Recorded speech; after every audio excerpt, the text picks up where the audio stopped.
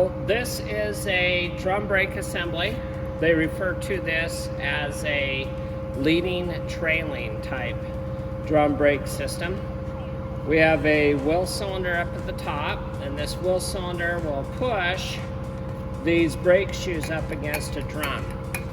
You can see there's return springs here and here that retract the shoes back in, pushing it up against this wheel cylinder here. There is a adjustable piece right up here at the top. You can probably zoom in on there.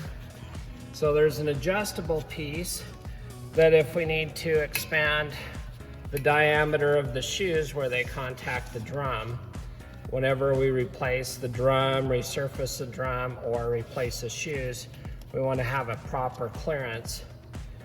This lever is attached to our parking brake cable. So the parking brake cable, when the parking brake is engaged, this is going to pull on this lever and push the shoes out mechanically against the shoes or against the drum. These are hold down springs that hold the shoe and the web with the shoe up against this backing plate. This great big black backing plate on the back here. And this is an anchor that locks the shoes to keep it from breaking or rotating when the wheel is spinning. It's going to lock on that anchor. So this anchor is very important on the backing plate that actually stops the car, that bottom anchor. We want to check the shoe thickness, the lining. This is what they call the lining up here.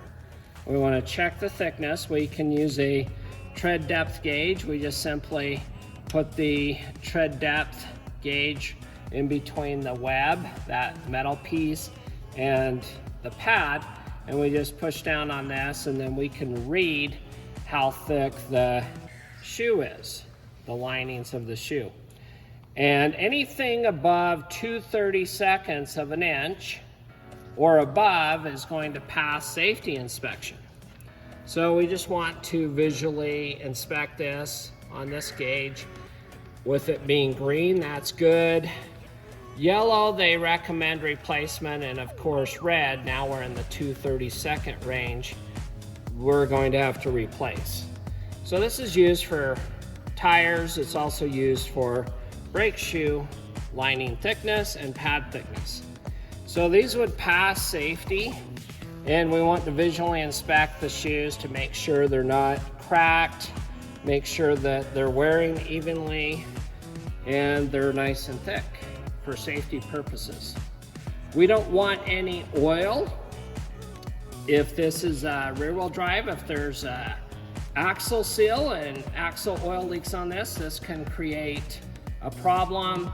We want to make sure these are clean. If oil gets on these, you have to replace the shoes and you have to fix that oil seal leak in the axle. In this case, it's not got any oil passing, so we would want to check the fluid, make sure there's no fluid leaking from the wheel cylinder onto the shoes. So this is a simple leading trailing type drum brake configuration. Okay, the drum goes directly on top of the brake shoes. If I can get it to line up. Of course not getting on there straight. Okay, so this drum goes directly on top of the shoes, and it has a max diameter. Right here, this is the maximum diameter this drum should have. So to inspect the drum, I simply put it down here, and I have a digital micrometer. I can change it between metric and inches. So this one is inches, that one's metric. To zero it out, I push this 0 button, and I can turn it on and off. And I just simply expand this out to see what the diameter is. So this says it is 228.99 millimeters. So that measurement is compared to this measurement, and we have 230.6 millimeters. So are we under that measurement? 230, we're still 228, so we're still smaller. So that means we can still use this drum. If my measurement was 230.6, that's the farthest diameter, right, before I discard it. And anything larger than this means I need to replace the drum. To properly fit the drum over the brake shoes, if I replaced it, I have this gauge. And what I do is I use this gauge to get my diameter, and I loosen this bolt, and I extend this out all the way, and then I tighten this. And then this is my shoes diameter. So I'm going to put this over the shoes and adjust that star wheel adjuster right here to move the shoes out. And this would adjust so that my parking brake will engage the shoes and my wheel cylinder will engage the drum so that it will stop the car properly. So this is used to check the diameter here and compare it here. So then that way it's going to slide on. And it's going to be a nice fit with creating a little bit of drag.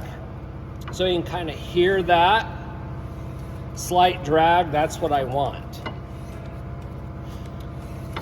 So whenever I do a drum brake job, if I'm replacing the shoes, if I'm replacing the drum, I want to adjust it accordingly to create that drag. I'm not going to have it where it keeps me from turning or it's really, really loose, just a slight drag on it so that the shoes will engage the drum to stop the car. Okay, this drum, you can see it's too loose. This is what we're talking about, where I would need to adjust it and it just kind of falls off. We need to adjust the star wheel here to expand the shoes out up against the drum. So then that way it creates that drag like we talked about. Okay, grab a screwdriver. The shoes can be adjusted through the back. In some cases, there's a little plate in the back, and I can adjust the star wheel through the back with this little piece. And if you shine on this side now, you can see right there is the little star wheel, and I can move it from the back. Some technicians prefer to make the adjustment here, where we would move that little star wheel with this little brake spin, they call it a brake spin, to extend the teeth out on that star wheel. So we would just spin this little star wheel to expand the distance out. If you don't have a brake spin, you can use a small screwdriver and engage the teeth. There's this little lever here. I pull on this little lever and I spin the teeth to expand that piece out. Okay, so I'm just simply twisting this little lever right there. get the diameter I want, and then you just move this back and forth and check to get it where it's that slight drag. Okay? All right, pause that.